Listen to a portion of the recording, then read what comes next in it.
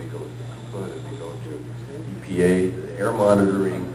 So I don't know if there's a central clearinghouse agency for, or okay, where do we go with this particular complaint, and how do we know when and if we get a response for it? ¿Es la pregunta más o menos que tiene? Que todavía el polvo sigue ahí, día a día lo están respirando, no tiene contestación, no han tenido. Así es, lo que yo les trato de preguntar es si una agencia decide este polvo no hace dañino, y ustedes dicen sí es dañino, entonces ¿a qué otra agencia, que nos digan a qué otra agencia podemos ir para averiguar, ¿no? I'm not sure if your county has an air pollution district. They do. And yes, they do. Brad Perez is the local federal rep appointed, but they get very little support from the county. They can't even get the money for new furniture. They can barely operate. How are they supposed to maintain and keep the skilled personnel if they're not respected enough to get the equipment they need to work? Are they a federal agency? There's one federal agent and then local representatives. Okay, so if the air pollution district, and we also have an air resources board under the same agency as California Environmental Protection Agency. So those are the different agencies you can call. Air pollution district, and then if they're not responding, then you can go up to county environmental health as well.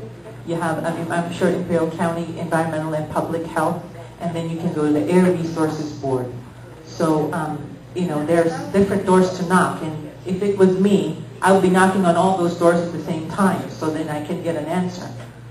And that does bring up another point. As the CUPA, we do handle, again, hazardous materials and hazardous waste, but I don't think it's a step beyond our responsibility to help you get to the right agency. And I think we have the expertise in-house to be able to get you to those right agencies. There are other aspects to the Department of Toxic Substances Control that we also can bring down to investigate allegations or assertions. We can also bring in Cali, PA as well with the groups that they have under their umbrella. I just want to comment.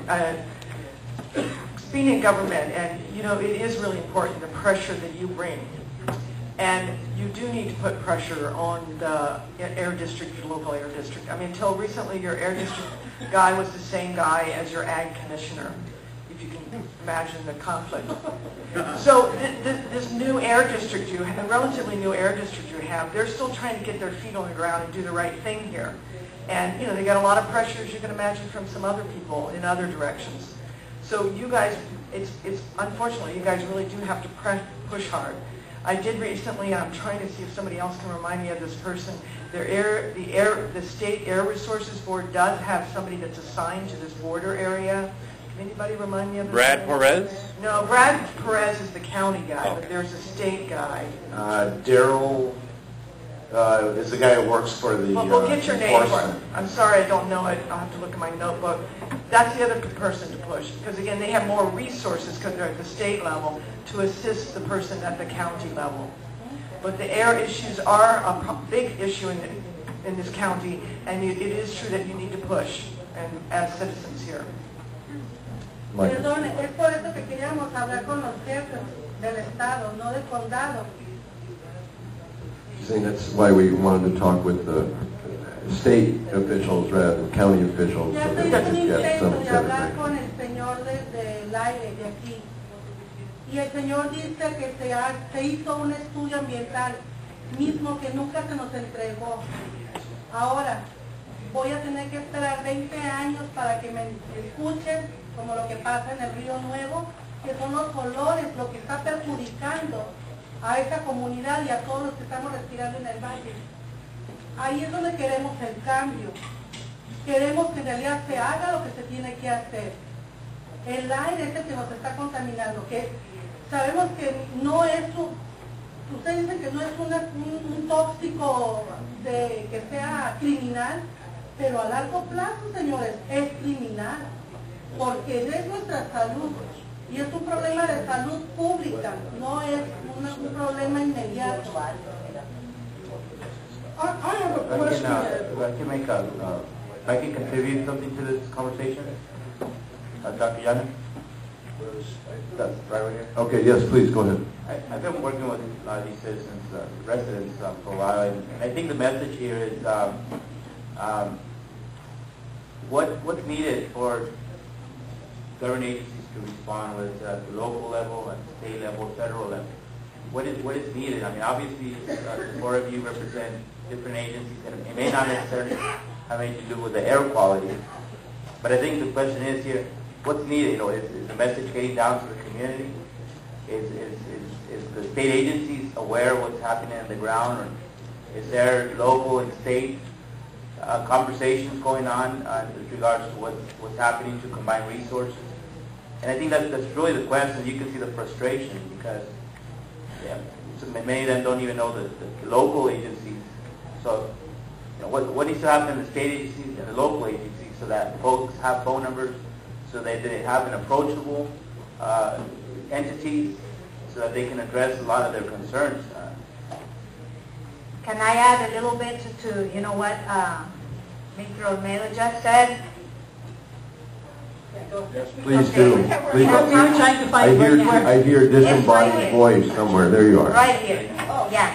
Talking about accountability. Just adding to what he just said.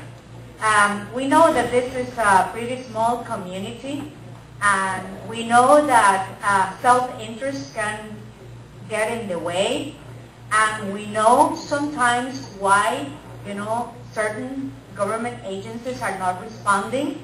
And to me, the question is because there's some self-interest. Of course, those who have the money and those who have the power, have the control, and they manipulate to a certain extent, let's say the results of the studies, for example. It is in my self-interest that the community doesn't have access, to this kind of information. Let's say the results of the test. We don't want to to let the community know that certain agents are bad, for their health. So what, to do in those cases? And just adding to what he just said, nepotism sometimes get in the way here because, everyone is a family member, in the county, in all these agencies. And that can be a problem. And how, what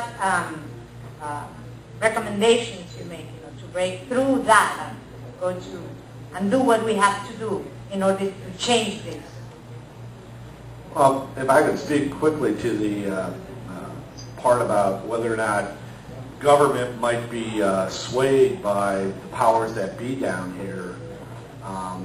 That's the nice part about being a state agency is that we were down here prior to 2005, but we were not down here in an organized and systematic approach of looking at a number of environmental issues in Imperial County as we are since 2005. And as such, we have a unit of about 6 people. We look at complaints, which is what I would hope people in the community would do if they have issues, is to call our office.